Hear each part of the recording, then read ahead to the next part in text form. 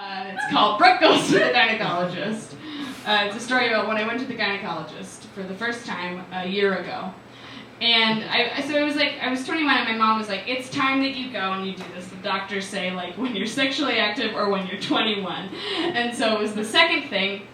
And I was in the office and I was waiting and I went alone like an idiot. Like I was like, I'm going to be strong, I'm going to be confident, like I haven't been my whole life, and I'm going to go to this appointment by myself.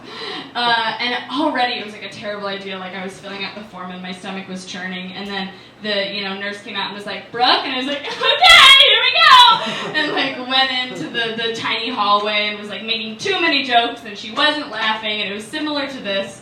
And we got into the exam room, and as soon as she closes the door behind her, I start to weep immediately for no reason. I'm just sitting on the paper and like crying my eyes out, and she does not know what to do. She just keeps doing her job and is like taking my blood pressure, and I'm like crying, and she's like, it's 120/80, and I'm like, is that good? And she's like, it's about normal, it's like normal for a woman your age, and I'm like, okay, thank you. And then she just like throws a box of tissues at me and leaves. And I like gather myself together, and I'm like, okay, Brooke, like you can do this is fine. Just someone, putting their fingers in you. You can live through this. And then the doctor comes in, and she's like so sweet.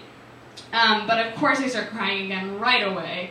But she's like much more understanding about it. Like she's like, oh, sweetie, and like gives me a tissue, and I'm like, mopping up my tears. And she's like, the first time I went to a gynecologist, I cried so hard the doctor thought I had been raped. And that was the only time that someone talking about sexual assault made me feel better. Thank you, guys.